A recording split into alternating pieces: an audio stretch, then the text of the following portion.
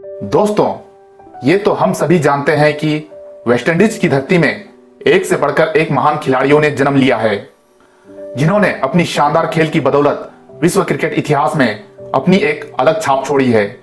लेकिन आज हम जिस खिलाड़ी की बात करने जा रहे हैं वो अपने आप में ही एक लेजेंड है, जिनकी तुलना किसी से भी नहीं की जा सकती है।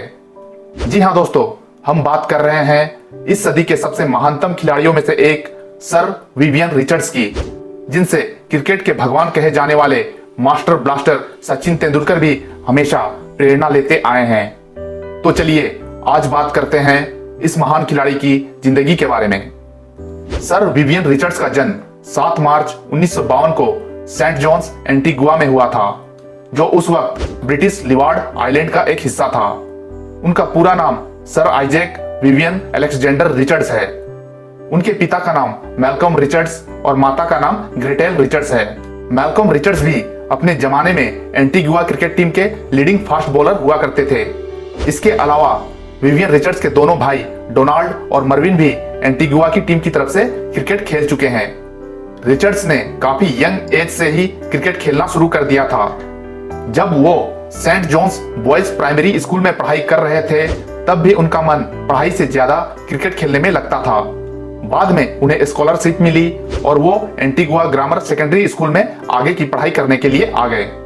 हाई स्कूल तक आते आते तो रिचर्ड्स के लिए क्रिकेट का खेल एक पैशन बन गया था और वो सोते जागते केवल क्रिकेट के बारे में ही सोचते रहते थे।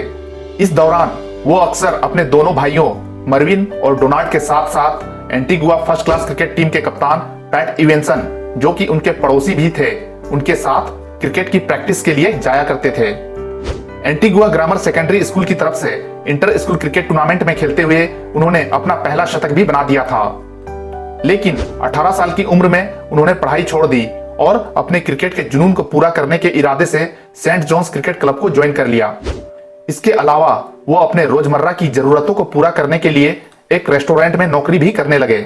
इस दौरान उस रेस्टोरेंट के मालिक ने रिचर्ड्स के खेल से प्रभावित होकर उन्हें एक सेट क्रिकेट किट तोहफे में दी।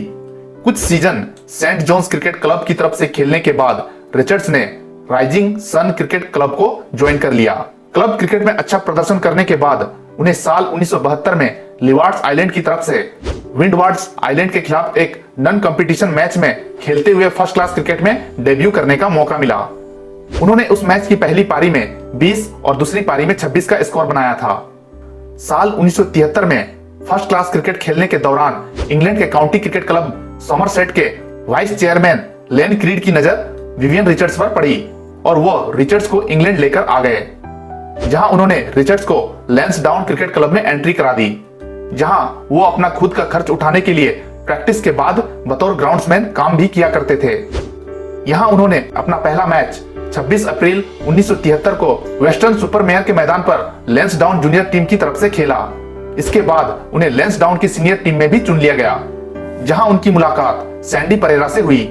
इस दौरान सैंडी परेरा ने विवियन रिचर्ड्स के खेल को बेहतर बनाने में काफी मदद की, जिसकी वजह से रिचर्ड्स के गेम में एक अलग ही बदलाव आ गया था। अपने बेहतरीन खेल की बदौलत रिचर्ड्स ने लैंसडाउन की तरफ से अपना पहला सीजन टॉप बैटिंग एवरेज के साथ खत्म किया। उनके इस शानदार प्रदर्शन को ध्यान में रखते हुए समरसेट ने उनके साथ 2 साल का कॉन्ट्रैक्ट साइन किया, जिसके बाद साल 1974 में रिचर्ड्स प्रोफेशनल क्रिकेट में डेब्यू की तैयारी के लिए टॉन्टन आ गए, जहां उनकी मुलाकात इंग्लैंड के महान ऑलराउंडर इयान बॉथम से हुई, जो बाद में आगे चलकर विवियन रिचर्ड्स के अच्छे दोस्त भी बने। 27 अप्रैल 1974 को विवियन रिचर्ड्स ने बेंसन एंड हेजेस कप में ग्ले मॉर्गन के खिलाफ खेलते हुए प्रोफेशनल क्रिकेट में अपना कदम रखा। इस मैच में रिचर्ड्स ने अपने शानदार खेल से न केवल समरसेट को बेहतरीन जीत दिलाई, बल्कि मैन ऑफ द मैच भी चुने गए। इस मैच में किए गए उनके शानदार प्रदर्शन पर आखिरकार वेस्टइंडीज नेशनल क्रिकेट टीम के सिलेक्टर्स की भी नजर पड़ी, जिसके बाद उन्हें इसी साल नवंबर में भारत के खिलाफ होने वाली टेस्ट सीरीज के लिए वेस्टइंडीज टीम में भी शामिल कर लिया गया। इस तरह 22 नवंबर 1974 को रिचर्ड्स ने भारत के खिलाफ खेलते हुए अंतरराष्ट्रीय क्रिकेट में अपना कदम रखा। हालांकि वो अपने डेब्यू टेस्ट में कुछ खास नहीं कर सके और दोनों पारियों को मिलाकर केवल 7 रन ही बना सके, लेकिन अपने दूसरे टेस्ट में ही उन्होंने नाबाद 192 रनों की धमाकेदार पारी खेलकर पूरी दुनिया को अपनी काबिलियत से अवगत करा दिया। टेस्ट क्रिकेट में किए गए उनके उम्दा प्रदर्शन की वजह से उन्हें साल 1975 में वर्ल्ड कप खेलने वाली ओडीआई टीम में भी शामिल कर लिया गया। इस तरह उन्होंने इसी वर्ल्ड कप में श्रीलंका के खिलाफ खेलते हुए ओडीआई क्रिकेट में अपना डेब्यू किया। लेकिन इस वर्ल्ड कप में विवियन रिचर्ड्स अपनी काबिलियत के अनुसार बल्ले से वो योगदान नहीं दे पाए जिसकी लोगों को उम्मीद थी। ऑस्ट्रेलिया के खिलाफ फाइनल मुकाबले में भी विवियन रिचर्ड्स केवल 5 रन ही बना सके। इसके बावजूद वो इस फाइनल मैच के कहीं ना कहीं हीरो थे। दरअसल 291 रनों का बचाव करने उतरी वेस्टइंडीज टीम एक वक्त जबरदस्त लय में बल्लेबाजी कर रहे एलन टर्नर और इयान चैपल की वजह से दबाव में आ गई थी। लेकिन अहम मौके पर रिचर्ड्स ने अपनी शानदार फील्डिंग की बदौलत इन दोनों खिलाड़ियों के साथ साथ ग्रेग चैपल जैसे बेहतरीन बल्लेबाज को रन आउट कराकर वेस्टइंडीज टीम की जीत सुनिश्चित कर दी थी। अंत में वेस्टइंडीज इस मैच को 17 रनों से जीतकर पहली बार में ही वर्ल्ड चैंपियन बनने में कामयाब रही। फिर आया साल 1976 जो कि उनके टेस्ट करियर का सबसे जबरदस्त साल भी रहा। इस साल उन्होंने 11 टेस्ट मैचों में 90 की प्रभावशाली औसत के साथ 1710 रन बनाए। इस दौरान उन्होंने 7 शतक भी लगाए जिनमें 2 शानदार दोहरे शतक भी शामिल हैं। इसी साल इंग्लैंड के खिलाफ खेलते हुए टेस्ट सीरीज में उन्होंने 829 रन बनाए जिसमें ओवल के मैदान में खेले गए 291 रनों की शानदार पारी भी शामिल है जो उनके द्वारा टेस्ट क्रिकेट में खेली गई सबसे बड़ी पारी भी है। उनके टेस्ट क्रिकेट में एक कैलेंडर ईयर में बनाए गए 1710 रनों के रिकॉर्ड को 30 सालों तक कोई भी खिलाड़ी नहीं तोड़ पाया था। लेकिन साल 2006 में पाकिस्तानी क्रिकेटर मोहम्मद यूसुफ ने एक कैलेंडर ईयर में 1788 रन बनाकर आखिरकार इस रिकॉर्ड को तोड़ने में सफलता पाई थी। साल 1977 में क्रिकेट के बाइबिल कहे जाने वाले विजडन मैगजीन ने उन्हें Wisden cricketer of the year भी चुना। फिर साल 1979 का वर्ल्ड कप आया जहां वेस्टइंडीज की टीम अपनी शानदार प्रदर्शन की बदौलत लगातार दूसरी बार वर्ल्ड कप फाइनल में पहुंचने में कामयाब रही, जहां उनका मुकाबला था क्रिकेट के जन्मदाता कहे जाने वाले इंग्लैंड की टीम से। क्योंकि विवियन रिचर्ड्स का रिकॉर्ड्स इससे पहले इंग्लैंड के खिलाफ टेस्ट और ओडीआई दोनों में ही काफी बेहतर रहा था, इस वजह से सभी को फाइनल में उनसे काफी उम्मीदें थी। विवियन रिचर्ड्स ने भी लोगों की उम्मीदों पर पूरी तरह खरा उतरते हुए इस बहुत ही अहम मुकाबले में नाबाद 138 रनों की लाजवाब पारी खेलकर इस मैच को वेस्टइंडीज के पक्ष में कर दिया। इस तरह अंत में वेस्टइंडीज की टीम ने इस मैच को 92 रनों से जीतते हुए लगातार दूसरी बार वर्ल्ड चैंपियन बनकर एक इतिहास रच दिया और इस ऐतिहासिक जीत के हीरो थे सर विवियन रिचर्ड्स। साल 1983 के वर्ल्ड कप में भी उन्होंने अपने शानदार फॉर्म को बरकरार रखते हुए वेस्टइंडीज की टीम को लगातार तीसरी बार वर्ल्ड कप के फाइनल में पहुंचा दिया था, जहां इस बार उनका सामना हुआ भारत के जाबाज सिकंदरों से, जिन्होंने इस पूरे वर्ल्ड कप के दौरान अपने खेल से पूरी दुनिया को हैरान करके रख दिया था। इस फाइनल मुकाबले में भी भारतीय धुरंधरों ने बेहतरीन फॉर्म में चल रहे विवियन रिचर्ड्स को जल्दी ही आउट करके वेस्टइंडीज को इस बार इतिहास बनाने का कोई मौका नहीं दिया। लेकिन इस वर्ल्ड कप के बाद भी विवियन रिचर्ड्स का बल्ला लगातार ही रन उगल रहा था। टेस्ट क्रिकेट हो या ओडीआई क्रिकेट, विवियन रिचर्ड्स तो गेंदबाजों के लिए जैसे खौफ का दूसरा नाम बन चुके थे। इसी क्रम में उन्होंने साल 1984 में इंग्लैंड के खिलाफ खेले गए पहले ओडीआई मैच में चौथे नंबर पर बल्लेबाजी करते हुए नाबाद 189 रनों की बेमिसाल पारी खेलकर एक और रिकॉर्ड बना दिया। ये उस समय किसी भी बल्लेबाज द्वारा ओडीआई क्रिकेट में खेली गई सबसे बड़ी पारी भी थी, जिसे साल 1997 में पाकिस्तानी बल्लेबाज सईद अनवर ने 194 रनों की पारी खेलकर इस रिकॉर्ड को तोड़ दिया था। लेकिन चौथे नंबर पर बल्लेबाजी करते हुए किसी भी बल्लेबाज द्वारा खेली गई सबसे बड़ी पारी का रिकॉर्ड अभी भी विवियन रिचर्ड्स के नाम ही दर्ज है। साल 1985 में उन्हें वेस्टइंडीज टीम की कप्तानी भी मिल गई। कप्तानी की बागडोर मिलने के बाद भी उन्होंने अपने परफॉर्मेंस को गिरने नहीं दिया और अपनी टीम के लिए मैच विनिंग पारियां खेलते रहे। साल 1986 में उन्होंने इंग्लैंड के खिलाफ 5वें टेस्ट मैच में ताबड़तोड़ बल्लेबाजी करते हुए केवल 56 गेंदों में शतक बनाकर एक और नया रिकॉर्ड बना दिया था। यह उस समय किसी भी बल्लेबाज द्वारा टेस्ट क्रिकेट में बनाई गई फास्टेस्ट सेंचुरी भी थी, जिसे साल 2016 में न्यूजीलैंड के धाकड़ विकेटकीपर बल्लेबाज ब्रेंडन मैकुलम ने ऑस्ट्रेलिया के खिलाफ खेलते हुए मात्र 54 गेंदों में सेंचुरी बनाकर यह रिकॉर्ड अपने नाम कर लिया था। साल 1987 में उन्होंने न्यूजीलैंड के खिलाफ पहले ओडीआई मैच में खेलते हुए 119 रन बनाए। फिर गेंदबाजी में भी कमाल करते हुए 5 विकेट लेकर वेस्टइंडीज टीम को सीरीज में 1-0 की बढ़त दिला दी। इसी के साथ उन्होंने ओडीआई क्रिकेट में किसी भी क्रिकेटर द्वारा शतकीय पारी खेलने के साथ साथ 5 विकेट लेने का एक अनोखा रिकॉर्ड भी अपने नाम किया। लगभग 18 सालों तक यह रिकॉर्ड अटूट रहा।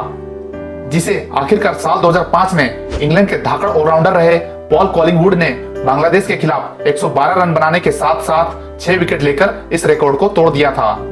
लेकिन इसके बावजूद किसी भी कप्तान द्वारा बनाया गया यह रिकॉर्ड आज भी सर विवियन रिचर्ड्स के ही नाम है।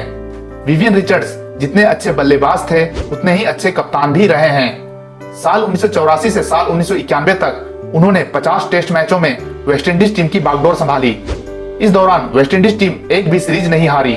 इसके अलावा उनकी कप्तानी में खेले गए 50 टेस्ट मैचों में वेस्टइंडीज टीम ने 27 में जीत दर्ज की है। लेकिन उनका यह शानदार कप्तानी करियर भी विवादों से दूर नहीं रह सका, जिसमें से एक विवाद 1990 में इंग्लैंड के खिलाफ बारबाडोस टेस्ट मैच के दौरान हुआ, जिसमें उन्हें इंग्लैंड के बल्लेबाज रॉब बेली के लिए अभद्र तरीके से अपील करने की वजह से विजडन ने स्पोर्ट्समैनशिप का उल्लंघन तक करार दे दिया था। साल 1991 तक आते आते रिचर्ड्स अपने करियर की आखिरी पड़ाव में पहुंच चुके थे और उनका परफॉर्मेंस भी लगातार गिरता ही जा रहा था। अपने दमदार खेल से गेंदबाजों का हौसला तोड़ देने वाले इस महान खिलाड़ी ने आखिरकार बढ़ती उम्र और अपने ढलते करियर को देखते हुए साल 1991 में ही क्रिकेट के सभी प्रारूपों से संन्यास की घोषणा कर दी। इसी के साथ क्रिकेट के एक युग का अंत हो गया।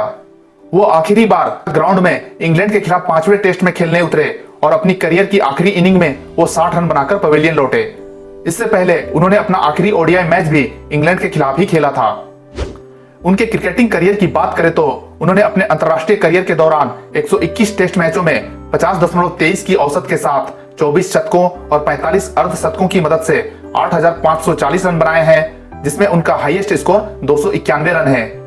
वहीं 187 एक दिवसीय अंतर्राष्ट्रीय मैचों में 47 की औसत के साथ 11 शतकों और 45 अर्धशतकों की मदद से 6,721 रन बनाए हैं, जिसमें उनका हाईएस्ट स्कोर नाबाद 189 रन है। इसके अलावा वो एक अच्छे पार्ट टाइम गेंदबाज भी थे। उनकी गेंदबाजी की बात करें तो उन्होंने टेस्ट मैचों में 32 विकेट चटकाए हैं, जिसमें उनका सर्वश्रेष्ठ प्रदर्शन एक पारी में 17 रन देकर 2 विकेट है। वहीं ओडीआई मैचों में उनके नाम 118 विकेट दर्ज है, जिसमें उनका सर्वश्रेष्ठ प्रदर्शन 41 रन देकर 6 विकेट है। उनके ये आंकड़े ये साबित करने के लिए काफी है कि वो कितने कमाल के क्रिकेटर थे। उन्होंने अपने पूरे क्रिकेट करियर में कभी भी हेलमेट पहनकर बल्लेबाजी नहीं की, वो भी उस दौर में जब गेंदबाज एक ओवर की 6 की 6 गेंदें बाउंसर्स फेंक सकता था। और उस समय तो डेनिस लिली, इयान बोथम और रिचर्ड हैडली जैसे खतरनाक तेज गेंदबाजों का बोलबाला भी था। इसके अलावा उन्होंने ओडीआई क्रिकेट में जब जब शतकीय पारी खेली है तब तब वेस्टइंडीज की टीम को जीत नसीब हुई है। ये भी अपने आप में एक अनोखा रिकॉर्ड है। वो सही मायनों में एक लेजेंड थे, जिनकी कमी को विश्व क्रिकेट कभी पूरी नहीं कर पाएगी। उनकी पर्सनल लाइफ की बात करें तो उनका संबंध 1986 से 1989 तक भारतीय टीवी और फिल्म एक्ट्रेस रही नीना गुप्ता से रहा, जिनसे उन्हें एक बेटी भी है, मसाबा गुप्ता, जो कि आज एक फैशन डिजाइनर बन चुकी है। उनकी पत्नी का नाम मिरियम है, जिनसे उन्हें 2 बेटे हैं, जिनमें से उनका एक बेटा मली फर्स्ट क्लास क्रिकेटर है। क्रिकेट से रिटायरमेंट लेने के बाद भी विवियन रिचर्ड्स बतौर कमेंटेटर क्रिकेट की फील्ड से ही जुड़े हुए हैं। वो साल 2013 के आईपीएल में दिल्ली डेयरडेविल्स टीम की मेंटर की भूमिका में भी नजर आए थे। इसके अलावा भी वो कई टीमों को बतौर मेंटर अपनी सेवा दे चुके हैं। साल 1991 में हिटिंग अक्रॉस द लाइन नाम से उनकी एक ऑटोबायोग्राफी भी पब्लिश हुई, जिसमें उन्होंने बताया है कि कैसे उनकी पूरी जिंदगी क्रिकेट के इर्द गिर्द ही घूमती रही है। फिलहाल वो अपने परिवार के साथ अपने रिटायरमेंट को एंजॉय कर रहे हैं और कभी कभार कुछ टीवी चैनल्स पर बतौर कमेंटेटर और क्रिकेट विश्लेषक नजर भी आ जाया करते हैं। तो दोस्तों, ये तो थी विश्व के महानतम खिलाड़ियों में से एक सर विवियन रिचर्ड्स की शानदार सफर की एक छोटी सी दास्तान। ऐसे ही और भी इंटरेस्टिंग टॉपिक के साथ आपसे मिलता हूं अपने अगले वीडियो में। तब तक के लिए बाय।